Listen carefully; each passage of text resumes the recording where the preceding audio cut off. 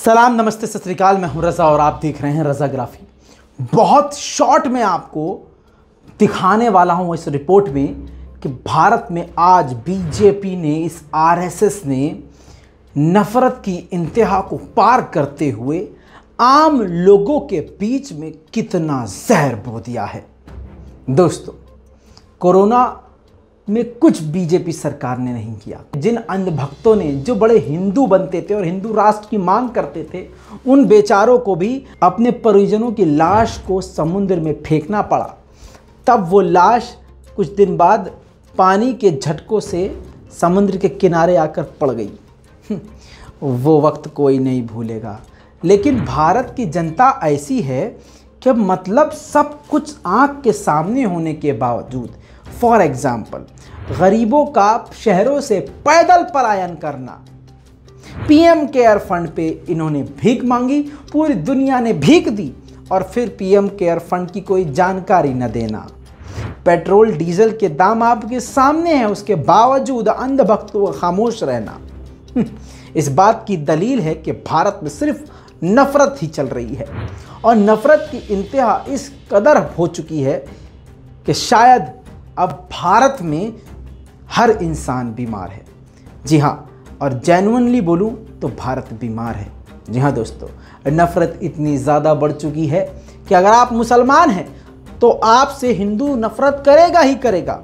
एक ऐसा माहौल बनाया जा रहा है। दोस्तों, पहला वीडियो आपको बिहार का दिखाने वाला हूँ, जहाँ पर 3 भिखारी, अरे बड़े से बड़े अमीर लोग, मिडिल क्लास लोग जो काम ठीक ठाक करते थे, इस कोरोना में वो भी बेचारे गरीब भिखारी बन चुके हैं। खाने को नहीं है, काम सब ठप हो चुका है, रोज़गार ख़त्म हो चुका है, नौकरियां नहीं हैं, कुछ भी नहीं है, ठप हो चुका है। ऐसे में भिखारी क्या करेगा? भिखारी भीख मांगने के लिए किसी इलाके में जाता है तो उससे पूछा जाता है कि तू हिंदू है कि मुस्लिम। इसके बाद उसको धमकी दी जाती है, मारने को कहा जाता है और उससे कहा जाता है हिंदू इलाके में क्यों आए, चल निकल। दोस्तों, इसका मतलब यह है कि आरएसएस और बीजेपी ने अपने एजेंडे में बड़ी कामयाबी हासिल कर ली है, क्योंकि उनका यही कहना था कि मुसलमानों का ये देश है ही नहीं। और अमित शाह जी को नमाज से प्रॉब्लम है, वो भी कल की रिपोर्ट में आप देख चुके हैं।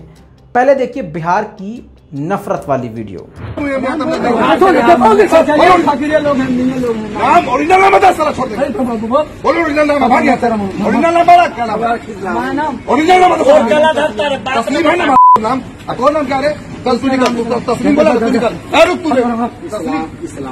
इस्लाम है ना रे मारा, तू कहा अब आगे ना अपना औकात।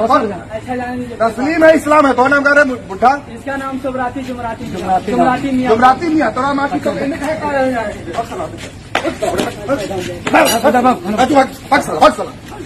हिंदू का रूप उठा के मार, हिंदू के बस्ती में आता है। कौन है ये लोग दोस्तों नफरत फैलाने वाले? कौन है? सोशल मीडिया से ये नफरत फैलाते हैं और सोशल मीडिया से ही ये नफरत सीखते हैं। इसका ये पूरा वीडियो ऐसे ही हिंदू संगठन जो धर्म के नाम पे सिर्फ नफरत फैलाते हैं, धर्म नहीं, धर्म का प्रचार नहीं करते, नफरत का प्रचार करते हैं, ऐसा ही एक पेज है। ये कट्टर हिंदू साम्राज्य इंस्टाग्राम का ये पेज है, जिस पे आप देखेंगे 1 लाख से ज़्यादा फॉलोअर्स हैं। नफरत बहुत सस्ती है, आराम से बिक रही है, लोग खरीद भी रहे हैं। इसने ये पूरा वीडियो डाला है और आपको बता दूं कि वीडियो के डिस्क्रिप्शन में नफरत, वीडियो के अंदर नफरत, और इस पूरे पेज पर जितना वीडियो डाला हुआ है सब में सिर्फ हिंदू मुसलमान ही आपको नजर आने वाला है। जी हाँ दोस्तों, अब सवाल ये खड़ा होता है, क्या ऐसे पेजेस पर कार्रवाई होती है? क्या कोई ऐसा मुसलमानों के पास मर्द नहीं है या मर्दों की टीम नहीं है कि कोई इस पर लीगल एक्शन ले? जब मुसलमान कुछ कर देता है या बोल देता है तो फौरन उस पर लीगल एक्शन ले लिया जाता है। पूरी भीड़ खड़ी हो जाती है झंडा लेके और भारत माता की जय बोलते हुए अटैक कर दिया जाता है, मॉब लिंचिंग कर दी जाती है, पुलिस के सामने मुसलमानों को मारा जाता है और केस भी फिर मुसलमान पर कर दिया जाता है। लेकिन ऐसे लोगों का क्या जो सोशल मीडिया पे सिर्फ नफरत फैला रहे हैं, सिर्फ और सिर्फ नफरत। दोस्तों, आपको याद दिला दूं, अभी कुछ दिन पहले विराट कोहली की 9 महीने की बच्ची को बलात्कार करने की धमकियां दे रहे थे ये अंधभक्त, यही श्री राम का नाम लेने वाले, यही बीजेपी का प्रचार करने वाले, यही हिंदुत्व का प्रचार करने वाले। जी हाँ, मैंने उस पर स्पेशल रिपोर्ट किया था। उसके बाद जब इन पर एफआईआर दर्ज हो गई, जी हाँ दोस्तों, दिल्ली महिला आयोग ने दिल्ली पुलिस को नोटिस जारी किया है कि ये जो घटना है बेहद खतरनाक है, ये धमकी माफ करने वाली नहीं है। ऐसे पोस्ट करने वाले, शेयर करने वाले, रीट्वीट करने वाले, स्क्रीनशॉट शेयर करने वालों को सभी को गिरफ्तार करना चाहिए। इसके बाद अंधभक्त जानते हैं उनके पास गोबर से ज़्यादा कुछ नहीं होता है, बस ये सोशल मीडिया पर उछलते हैं। फौरन ट्वीट को डिलीट किया और अपनी गुफा में घुस गया। जी हाँ दोस्तों, सवाल ये खड़ा होता है कि ऐसा एक्शन मुस्लिम्स क्यों नहीं लेते, क्यों एफआईआर नहीं करते, क्यों इकट्ठा होकर थाने में जाकर अपनी रिक्वेस्ट नहीं देते, क्यों कानून का सही उपयोग नहीं करते। गलती हमारी है। खैर, इतना ही नहीं, नफरत की इंतहा तो अब मैं आपको दिखाऊंगा। हिमाचल प्रदेश में गरीब जो फेरी पे कपड़ा बेचते हैं वो एक गांव में पहुंचते हैं, वहां पर एक नफरती संघी महिला उनको मिलती है। उसमें से वो संघी महिला दोनों से बदतमीजी करते हुए जबरदस्ती उनसे आधार कार्ड मांगती है। सवाल ये खड़ा होता है कि आधार कार्ड, आईडी मांगने का अधिकार इनको, इन संघियों को, आतंकियों को किसने दिया? दोस्तों, उस नफरती महिला ने नईम नाम देखा आधार कार्ड पर और उसको बदतमीजी करके, गरिया के, उल्टा सीधा बोल के भगा दिया। लेकिन दूसरे के पास आधार कार्ड नहीं था, लेकिन हथेली के पीछे ओम लिखा हुआ था, उसको बख्श दिया। देखिए, आईडी दिखा दो। लाया नहीं, लेकिन पर्स में नहीं, आईडी दिखा दो, फोन में है, दिखा दो। तुम भी आईडी दिखाओ, चलो सब आईडी दिखा रहे हैं। आईडी बताओ अपना भैया, चलो दिखाओ। किस लिए आप बताइए? किस लिए? देखना गांव में कौन कौन आ रहा है। कोई बात नहीं, कुछ काम नहीं हो गया, यहाँ आईडी बहुत जरूरी होगी। अब आईडी दिखाओ, आप सब आईडिया दिखाओ। चलो लाओ भैया आईडी। तो आईडी प्रूफ बहुत जरूरी चाहिए। मैं तो आपको बताता रहता हूँ। नहीं, मैंने तो खैर नहीं देखा। जिन्होंने देखा वो बोलेंगे कि आते रहते हैं, ठीक है ना। जानकी से तो आप वहाँ पर आईडी, हाँ थाने में होगी, कोई नहीं, कोई भी हो, गली में हो, कहीं हो ना, एंट्री करेगा तो आईडी दिखा दो। चलो, पहली बात तो आपकी चेकिंग वहीं हो जानी चाहिए। दिखाओ दिखाओ, नहीं तो इस गांव में नहीं आना है। लो।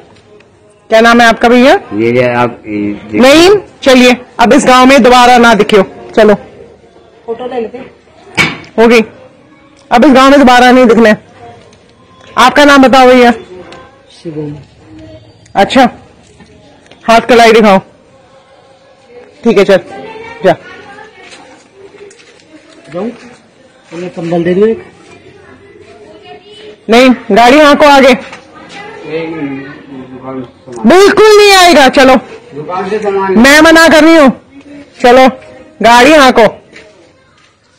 रोज के क्या मतलब है? यहाँ पर देखो ना, इस गांव में अब के बाद दिखना नहीं है। कंबल तो दे दो मैडम।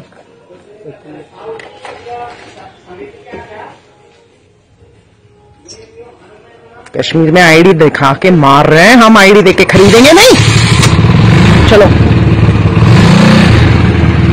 आईडी आ गई? ये है ना जी। बच गया तू आज।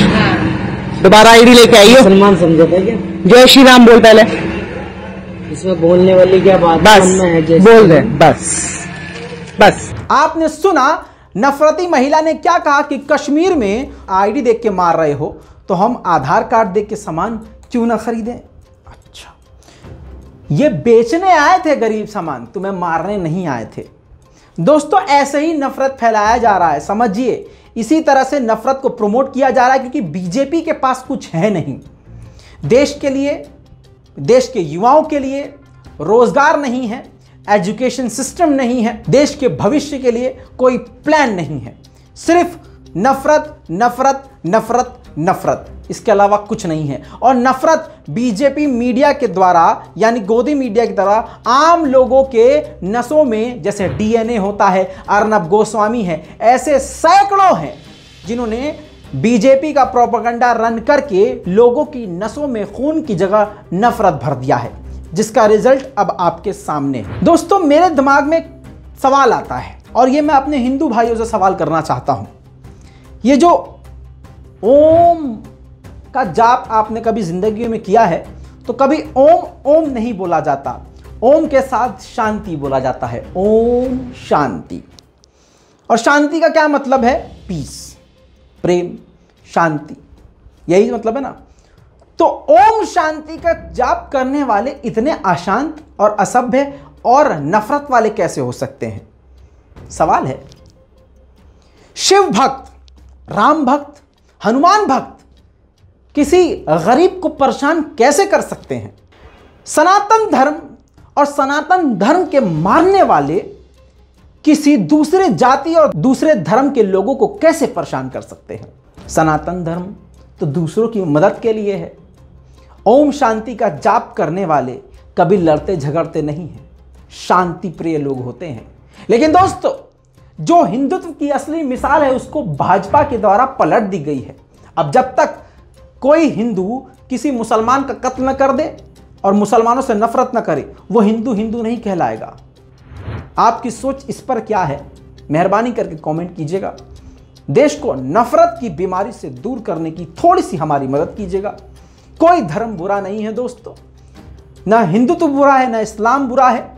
बुरे हैं तो हम बुरे हैं, बुरे हैं तो आप बुरे हैं, बुरे हैं तो आपकी सोच, हमारी सोच बुरी है क्योंकि हमारे अंदर जहर डाल दिया गया है। और किसके द्वारा डाला गया है आप समझते हैं। इस रिपोर्ट को शेयर कीजिए, अपनी राय कमेंट में लिखिए। मैं हूं रजा और आप देख रहे हैं रजाग्राफी। जय हिंद।